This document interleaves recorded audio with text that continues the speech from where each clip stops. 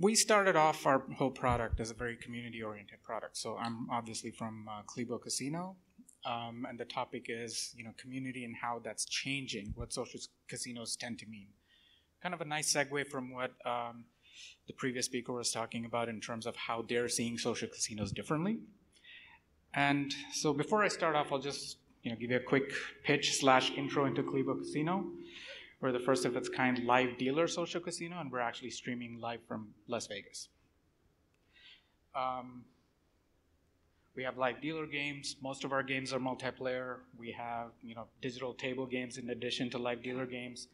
And we also have slots and everything else that you see in social casinos. And we're slowly expanding our portfolio of games.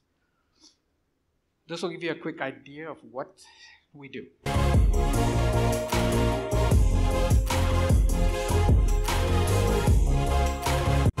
So the total of 9 is the winner.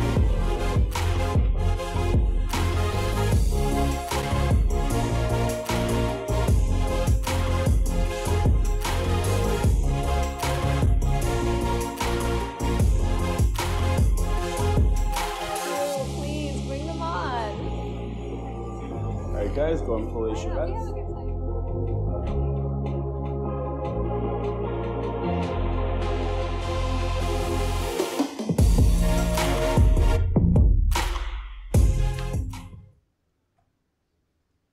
That's actually one of the campaigns that we actually did run that in a user acquisition campaign. So before I talk about the games that we have in the social casino industry and how different ones either tend to support or not tend to support the sense of community. Like obviously Huge has a whole, play together approach, which does reflect the community approach. But in general, we tend to have different types of games. So I was trying to think about how do we define community? And I came across this definition that kind of seemed to be appropriate. Basically that, a network of people who are either talking to each other or talking to the brand through different means and sharing an experience. So for social casinos, the key to having any community is the ability to interact. If you're interacting with other people, then you're building connections and so on. So if you have interaction, shared experiences, the gameplay, you build connections. If you build connections, you build community. So the onus is on the product to facilitate interaction, shared experiences, and connections so you can develop a community. Now, in terms of the games that I was talking about, there's obviously, what we know as most of the social casino industry being, which is slots. Everyone plays alone. Does this support community? Not really. More like, you can have fan clubs or pages where people talk about the games they love, but there's not really an interaction that's going on between different people. So how do you give them shared experiences or build a community? Not really conducive to it, but it's still very successful.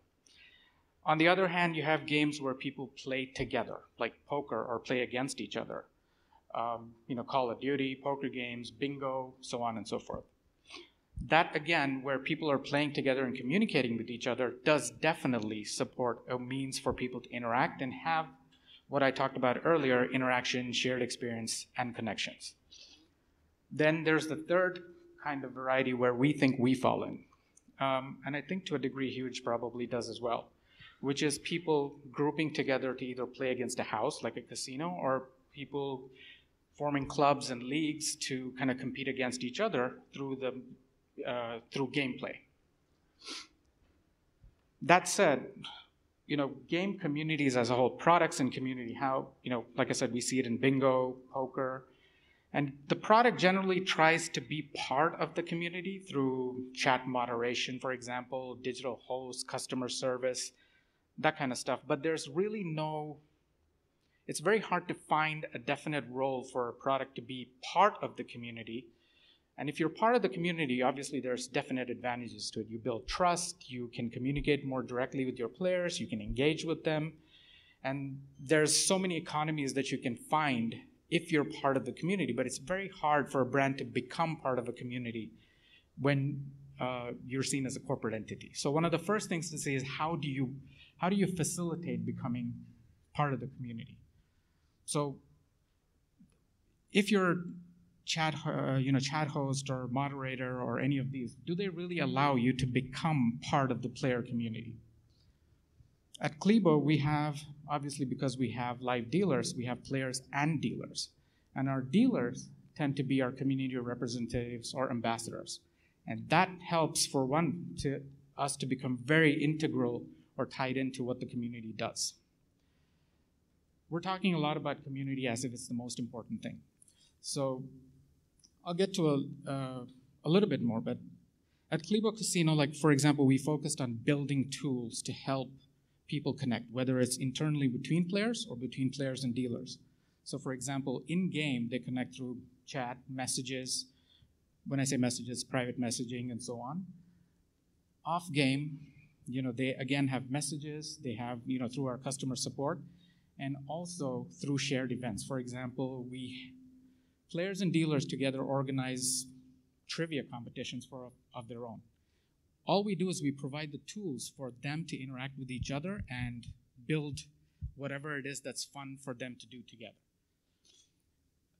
In addition to that, they also connect to our social media channels. And the other thing that we allow, which let's say, for example, you cannot visualize in any other social casinos, is we allow the players to directly friend the dealers. And the dealers then have separate, almost like an independent relationship with the players, where they can, they talk about, they share cat pictures, they talk about their pets, they talk about recipes. All we do is we say, this is the framework of guidelines of conversation, but build the relationships, because you are part of that community. You should be building relationships within the community. And of course, there's organized player clubs. We had no part in this. It's kind of organically come up, and I think right now there's about 4 player clubs that we have, all formed by the players, run by the players. And again, another part where, the entire community, which includes dealers, players, and everyone else, interacts. So again, we talked about community. Why is it even helpful? If we just take these 5 things, you think about a group of people who have shared interest, who are interacting with each other consistently, and who are making connections. We each can look at these 5 points and say, how would that change that? Would engagement change? Obviously, for a brand, we're no longer just pursuing people by doing, Facebook ads or sending them emails or sending them promotions. Retargeting, I'll give you an example of retargeting at the end of this slide that will kind of help you get an idea of what we're talking about. But whether it's promotions, retentions, acquisitions, because of the K factor, is all higher because we have a community. So there was a player who was inactive for about 20-something days. So we ran this as a test where we basically had her favorite dealer send her a personal, record a message for her. Hey, I haven't seen you in a while. Why don't you come play at Klebo Casino? That's all we did. We just sent that and said, JT's, one of your dealers that you really like. You've obviously friended him on social media and so on. Come back and play. It's easy for me to say, absolutely, she came back, but not the next day or anything like that, but like a couple of days later, she did come back. That kind of message resonance across days when obviously she saw it on day 1 or day 2 or whatever it is, but 3 days later she came back. And that level of personal engagement is only possible because they don't see the dealer as a corporate entity. They see them as part of their group. So we get feedback like this based on that. People talk about, they came for the games, but they stay for the social aspect. These are all actual feedback that we got through our help desk, not social media. So it's actually not even something that they wanted other people to see. It's the best casino experience I've ever had. Brightens my day. I'm sure I'll share all this with you. We have our own little Klebo family. I come back every day and my life has been changed for the better. This is consistently kind of thing that we get, which, again, the social casino market. If you look at the social casino market, tell me one social casino that gets feedback like that. And that's only possible because we're represented in the community of players. All of this is fluff. It's all very nice to hear. So what's the data? Where does it actually make sense? So I looked at 5 data points. Session length, types of games played, because we have live dealer game slots, multiplayer table games, so on and so forth. Purchase likelihood, number of purchases that they make, and lifetime. How long do they play with us? I will first start off by saying that we're higher than the industry average on all of these things, including session. We count our session times in hours, not minutes. So we looked at 3 different facets where we could kind of evaluate these 5 KPIs and see if it actually makes a difference. For example, chat users. Chat users, people who use the chat when they're playing the game, and we have chat on digital games, live dealer games, all of them. 32.5% longer. Their session times are longer. The types of games they play, whether they play digital games or live dealer, or they play baccarat, roulette, slots, whatever, 2.5 times higher. Likelihood of purchase, 7.5 times higher.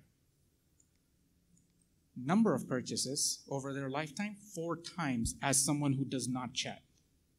And when I say who does not chat is, even people who don't chat, we have a number that's a little bit higher than the industry.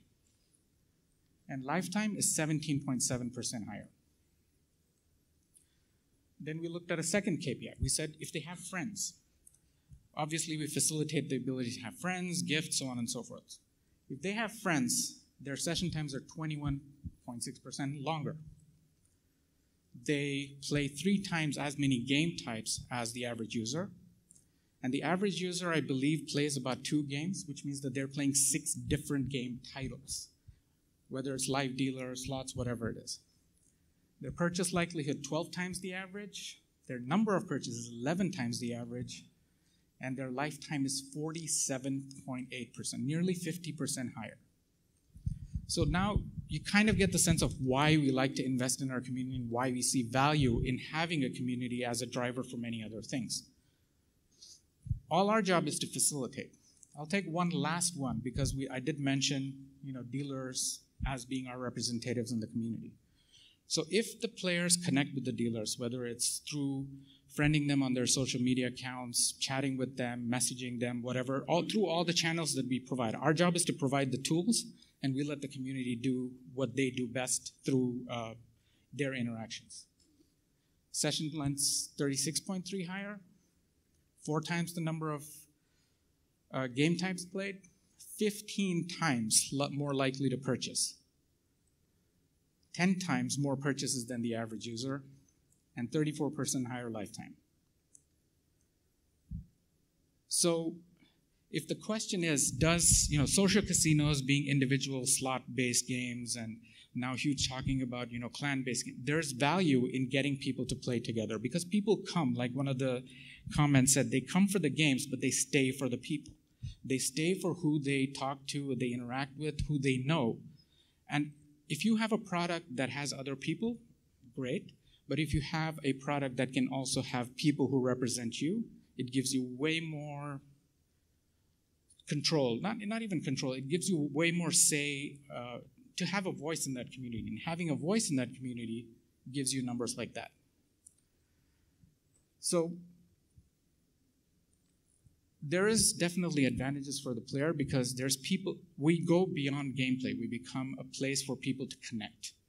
And I think we've seen over past Casual Connects, people have talked about it in bingo and so on, about people connecting. But this takes it to a next level. We don't throw daily promotions at them. We don't say login bonus and all that kind of stuff. We reward them for what they already do. If their interactions are higher on chat and friends and gifting, we reward that. If their gameplay is higher, we reward that. So we kind of try to, because we have a say or we have a voice and we have an insight into the community, we're able to customize what we reward them for. So it's not everyone gets the same thing, but we very clearly segment and offer rewards that work. The competitive element of playing with other people, obviously like the previous speaker and their product, is absolutely something that keeps things more engaging because it's not just about the cards or the slots, it's about the competition. It keeps it much more engaging, and that's only possible if you get more and more people joining in. it's unique and it's real-time interactive. You get feedback to what you're doing, saying, chatting in real time. So you're talking to people in real time. It's not, it's like being part of a conversation. And the bottom line is it's just a very, very personalized experience, because what Klibo Casino will mean to you will depend on who you are, not based on what the product is. Like, for example, based on some of the feedback that I showed you earlier, some of them look at it as just coming back every day and hanging out. Some of them look at it as family. Whatever it is, your interpretation of that worldview is what the product will give you. And that's pretty significant in terms of being able to offer it through a single platform. For the product, obviously, brand loyalty is the number one thing. You get a lot of brand loyalty by offering this. You get people who are advocating for your product in the community, meaning players, not just the dealers. Like when we released a new slot title, before we even put it out as a message, players were talking about it in chat or through, they were saying, hey, check that, did you notice that there's a new game? Did you notice you can do this? And there's the positive benefit of that. There's the other positive benefit is when we've made mistakes. When we make mistakes, they're the ones who stand up for us first before we say anything. And obviously the enhanced KPIs that I showed you earlier, and it's a competitive advantage. It's a very, the industry is coalescing around bigger brands who are acquiring, growing. And if you're a new company or startup or coming up with a new type of product, you have to have a difference. You have to be able to offer something that nobody else does and be able to sustain it. And if tomorrow someone came up with the same concept, built the same product, they might be able to do it, but they will not have the people. And for a player to switch from our brand to another brand that offers the same kind of product may offer the game, but it will never offer the community experience, because that requires the same critical mass, the same people, the same dynamics, and their same friends. It's like, can someone build another Facebook and compete with Facebook today? Technically, yes, but what makes the difference is the people. And that's kind of what we're trying to become in terms of almost a platform. And just having a community, being part of the community, gives us way more options in terms of how we retain people, how we market, more efficiently market instead of spending too much on just, carpet bombing it with ads. We have many more ways of doing things, and that's definitely one of the things that helps us out. So I think I'm still on time, but that's what I was here to talk about, and hopefully, you guys have some questions. How you doing? So I was actually curious, with the dealers that you guys are using, are they able to be tipped by the community? And then is it any kind of benefit to the dealer for those tips, or how's that work? Quick word about our dealers. They're actually Vegas entertainers who we train to be dealers, not dealers who are trained to entertain. So because we wanted to bring the Vegas flavor. So tipping is a very key part of what they see as their bottom line. So we do offer the ability for them to tip virtual coins, but where that factors in is the different tip levels and everything translates into a performance bonus for them. That's kind of the broad strokes of how we do it. Hi, I'm curious, are you guys planning to put out mobile titles? And what do you think will be the difference in the community aspects when you do go to mobile, if you're planning to? Well, actually, our strategy was, start Canvas, then we do tablets. We've just had our Android tablet out.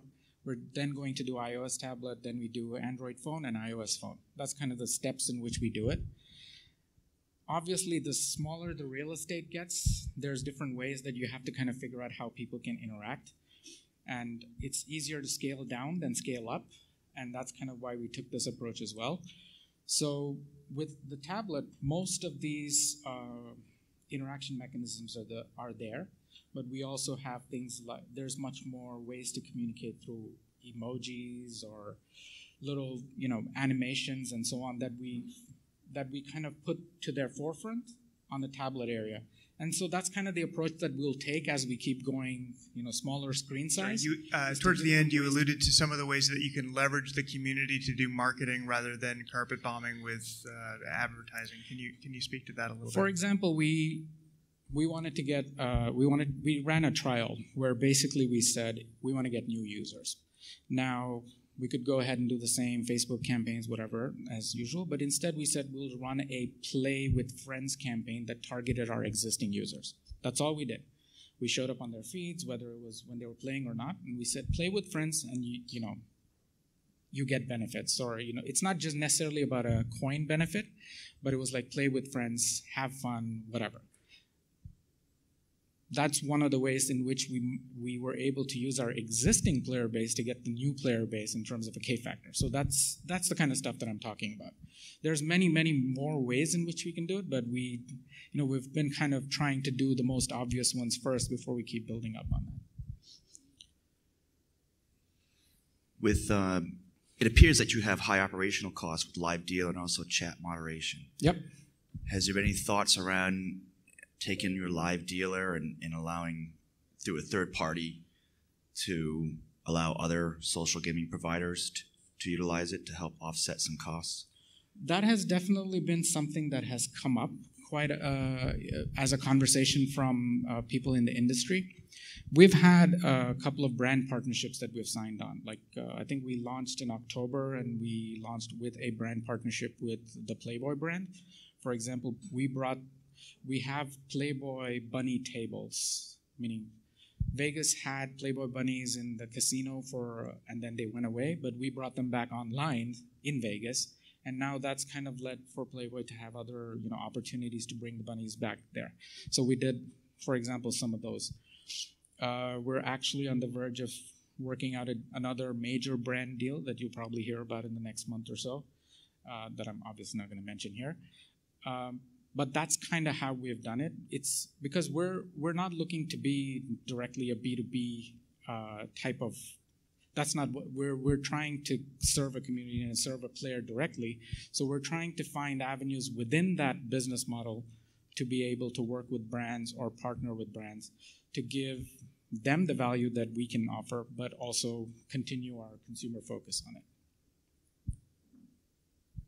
How many of the live dealers do you have, actually? I mean, how many different personalities do you say?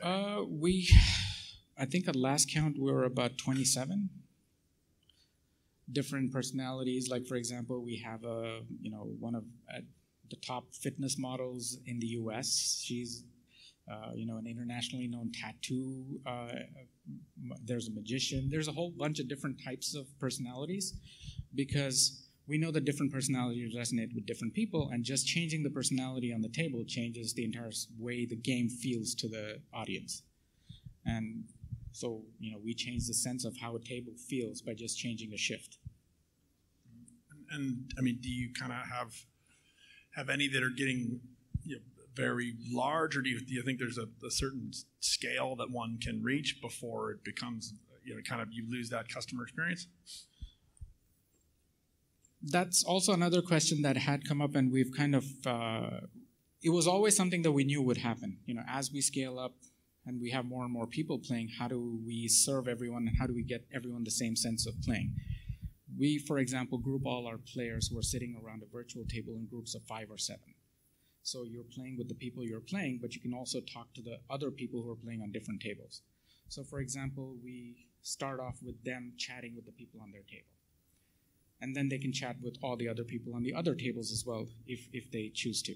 Now, the dealer is a singular point, who has to respond to everyone.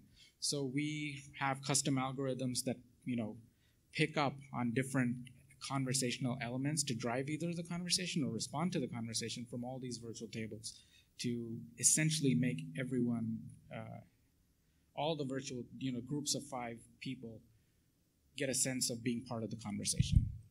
And then, as you, grow, you level up, or you attain status, you get a few more privileges in terms of message priorities and so on. Anyone else have questions?